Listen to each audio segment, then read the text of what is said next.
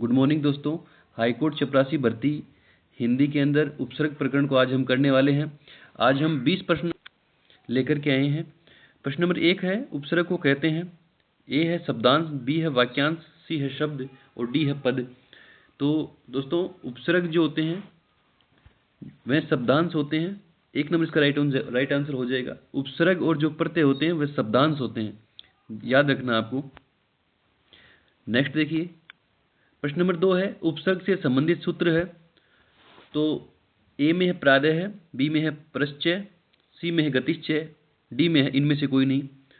तो दोस्तों प्रश्न नंबर 2 का जो राइट आंसर होगा वह होगा प्रादय है। 1 नंबर इसका राइट आंसर हो जाएगा। दोस्तों इसमें प्र, आदि और य के योग से बना है।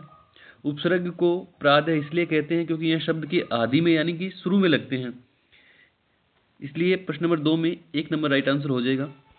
नेक्स्ट देखिए, प्रश्न नंबर 3 है उपसर्ग का प्रयोग होता है शब्द के आदि में, शब्द के मध्य में, शब्द के अंत में, इनमें से कोई नहीं। तो उपसर्ग का जो प्रयोग होता है वह शब्द के आदि में यानी कि शुरू में होता है। आपको ये शब्द नोट कर लेना है, याद रखना है। आदि यानी शुरू होता है और अंत यानी अंत होता है, अंतिम में। तो शब्द के अंत में क्या लगते हैं आप सभी जानते होंगे, प्रत्यय लगते हैं। जबकि शब्द के जो आदि यानी कि शुरू, आदि यानी शुरू में क्या लगते हैं, उपसर्ग लगते हैं। तो उपसर्ग और प्रत्यय में आपको ये भेद करना आना चाहिए। नेक्स्ट देखिए, प्रश्न नंबर 4 है वे शब्दांश जो शब्द के आरंभ में लगकर नए शब्द का निर्माण करते हैं उन्हें क्या कहते हैं। जो शब्द के आरंभ में या कहें आदि में या कहें शुरू में, ये 3 शब्द आपको याद रखने हैं। आरंभ, आदि, शुरू। तो इसका राइट आंसर हो जाएगा, वो क्या हो जाएगा, उपसर्ग। बी नंबर इसका राइट आंसर हो जाएगा। वे शब्दांश जो आरंभ में लगकर शब्द का निर्माण करते हैं उन्हें उपसर्ग कहते हैं। नेक्स्ट देखिए, प्रश्न नंबर 5 है उस शब्दांश को क्या कहते हैं जो किसी शब्द से पूर्व लगकर उस शब्द का अर्थ बदल देते हैं। तो जो शब्द के पूर्व में लगते हैं, अभी मैंने बताया, उन्हें क्या कहते हैं, उन्हें उपसर्ग कहते हैं। 20 का राइट आंसर हो जाएगा। नेक्स्ट देखिए, प्रश्न नंबर 6 है शब्द रचना में किसका योगदान नहीं होता है। तो शब्द रचना में क्या क्या होते हैं, उपसर्ग होते हैं, प्रत्यय होते हैं, धातु होते हैं। इनसे मिलकर के शब्द का निर्माण होता है। जबकि जो पद होता है, शब्द का वाक्य में प्रयोग पद कहलाता है, इसलिए इसका राइट आंसर होगा बी। ठीक है, यानी कि शब्द की रचनाएं प्रत्यय से होती है, धातु से होती है, उपसर्ग से होती है, पद से नहीं होती है। पद किसे कहते हैं, शब्द का वाक्य में प्रयोग पद कहलाता है। नेक्स्ट देखिए, प्रश्न नंबर 7 है निम्नलिखित में से किस शब्द में कोई भी स्वतंत्र शब्द नहीं है। कोई भी स्वतंत्र शब्द नहीं है। तो देखिए, अनपढ़ में तो अनुपसर्ग है, अवस्था में भी अव है, और विद्यादान और भारतीय। कह रहा है कि निम्न से किस शब्द में कोई भी स्वतंत्र शब्द नहीं है। तो बताइए इसका राइट आंसर क्या होगा। कहने का तात्पर्य है कि वह किसी न किसी उपसर्ग या प्रत्यय से मिलकर के बना है।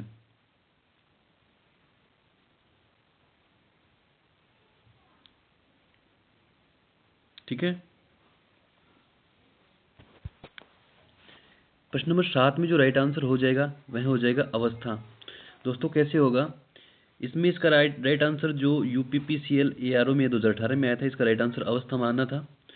उसमें उन्होंने कारण ये बताया था कि जो अव है और स्था है, ये दो अलग अलग शब्द हैं। इन दोनों अलग अलग शब्दों से एक अलग शब्द का अर्थ हुआ है, अव और स्था। स्था वैसे तो क्या कहें अलग होता है, ये भी अलग होता है, लेकिन एक स्वतंत्र शब्द का निर्माण इनसे नहीं हुआ है। इनका सबका अलग अलग अर्थ नहीं है, इनका यूनाइट होकर के एक शब्द निकला है, इसलिए इसका जो राइट आंसर है इन्होंने बी अवस्था माना है। प्रश्न नंबर 8 देखिए, अप उपसर्ग दिए गए विकल्पों में से किसके साथ प्रयुक्त हो सकता है। यहाँ पे जो अप उपसर्ग दिया गया है वह किस किस के साथ प्रयुक्त हो सकता है। तो देखिए, अपजय, अपमान, अपराम, अपरम, अपरण। तो अप के साथ क्या लिखता है, अपमान। सी इसका राइट आंसर हो जाएगा। प्रश्न नंबर 9 है रिक्त स्थानों की पूर्ति के लिए दिए गए विकल्पों में से सही विकल्प का चयन कीजिए। खालिस्तान और खालिस्तान दोनों शब्दांश हैं। शब्दांश क्या होते हैं? उपसर्ग और प्रत्यय, जिन्हें मूल शब्दों में जोड़कर नए शब्दों का निर्माण किया जाता है। तो उपसर्ग और जो प्रत्यय होते हैं वे ऐसे शब्दांश होते हैं जिन्हें मूल शब्दों में जोड़कर नए शब्दों का निर्माण किया जाता है। सी इसका राइट आंसर हो जाएगा। नेक्स्ट देखिए प्रश्न नंबर 10, प्रत्येक शब्द में उपसर्ग है। तो प्रत्येक शब्द में कौन सा उपसर्ग है? प्रति। दोस्तों यह जो शब्द है वह प्रति धन एक से मिलकर के बना है, और ई के बाद में अगर ए आ जाता है तो क्या हो जाता है उसका? यह हो जाता है। तो यह गुण स्वर संधि का भी उदाहरण है और उपसर्ग में भी प्रश्न बनता है। तो प्रति यहाँ पर उपसर्ग है। 10 के में बी राइट आंसर हो जाएगा। नेक्स्ट देखिए प्रश्न नंबर 11 है, पराजय में उपसर्ग है। तो पराजय में कौन सा? परा उपसर्ग है। नेक्स्ट देखिए प्रश्न नंबर 12 है, निर्गुण शब्द में उपसर्ग है। तो निर्गुण शब्द में कौन सा है? आपको निर उपसर्ग करके आना है, नि या नी उपसर्ग नहीं करके आना है। ये नी भी नहीं करना है, और नी के अगर आगे विसर्ग है ये भी जो हिंदी से हटा दिए गए हैं, इसमें सिर्फ चलता है अब क्या चलता है? निर उपसर्ग। क्या चलेगा प्रश्न नंबर 12 के अंदर? क्या चलेगा? निर। याद रखना आपको। अब हिंदी के अंदर कहीं भी आपको यह उपसर्ग नहीं देखने को मिलेगा, ये गलत हो गया, या फिर खाली ये भी नहीं मिलता है। ठीक है, क्या होता है? निर। प्रश्न नंबर 13 देखिए, अनु उपसर्ग से बना शब्द है। तो देखिए अनु से अनुचर बिल्कुल राइट आंसर हो जाएगा। ये अनुपमा नहीं, ये अनुपमा है, जिसकी उपमा नहीं की गई हो, या फिर जो अनुपम हो, है ना, अनुपमा, जिसकी उपमा नहीं दी जा सकती, यानी वो बहुत ही सुंदर है। फिर है अनुत्तर, ये अनुत्तर नहीं, ये अनुत्तर है, जिसका उत्तर नहीं हो। ये है अंतर, इसमें अन है। तो इस प्रकार से इसमें जो अंतर है यह हिंदी का क्या है? उपसर्ग है पूरा। अंतर, जैसे अंतरात्मा, अंतरजातीय, अंतर्विवाह, है ना। तो इस प्रकार से इसका राइट आंसर हो जाएगा 1 नंबर ऑप्शन, अनुचर। नेक्स्ट देखिए, संयोग शब्द में उपसर्ग एवं मूल कौन से हैं? तो संयोग में सम हो जाएगा उपसर्ग और योग हो जाएगा मूल शब्द। सी राइट आंसर हो जाएगा। नेक्स्ट है 15 नंबर प्रश्न, अडिग शब्द में निम्न में से कौन सा प्रयुक्त किया गया है? अडिग शब्द में निम्न में से कौन सा प्रयुक्त किया गया है? अच्छा, अडिग में क्या आया है यहाँ पे? तो अडिग में क्या है? उपसर्ग आया है भाई, ए और डिग। डिग यानी डिगना, और ए यानी नहीं, जो डिगे नहीं वो डिग है। तो प्रश्न नंबर 15 में क्या हो जाएगा? सी नंबर राइट आंसर हो जाएगा। नेक्स्ट देखिए, संगम, संवाद, संतोष, संस्कार, संयुक्त आदि शब्द में उपसर्ग है। तो सम उपसर्ग आया है। सभी में क्या उपसर्ग है? सम। प्रश्न नंबर 18 है, निरअभिमानी शब्द में मूल शब्द क्या है? निरअभिमानी शब्द में मूल शब्द, तो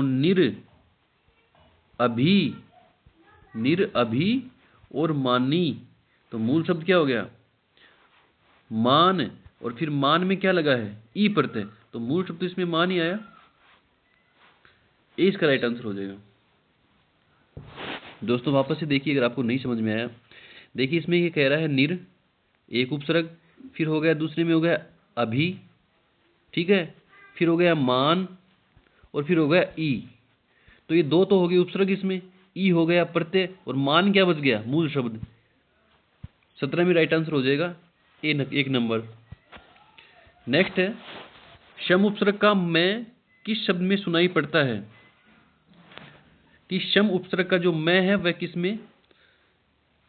संयम,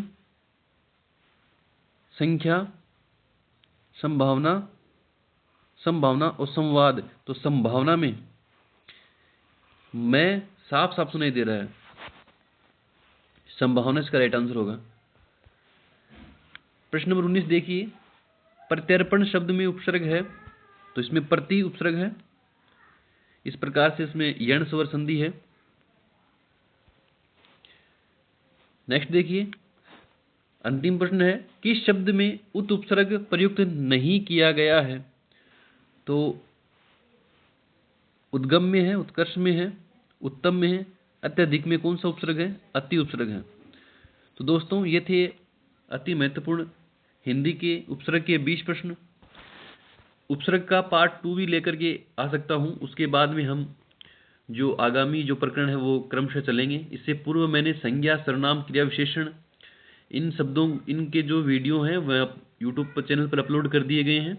अगर आपको ये जो श्रृंखलाएं हैं प्रश्नों की अच्छी लग रही हैं तो चैनल को सब्सक्राइब करना, और कमेंट बॉक्स में आप बताना कि आपके कितने प्रश्न 20 में से राइट हुए हैं और प्रश्नों का लेवल स्तर उसी के अनुरूप रखा गया है या नहीं। आप कमेंट करके ज़रूर बताना। तब तक के लिए धन्यवाद।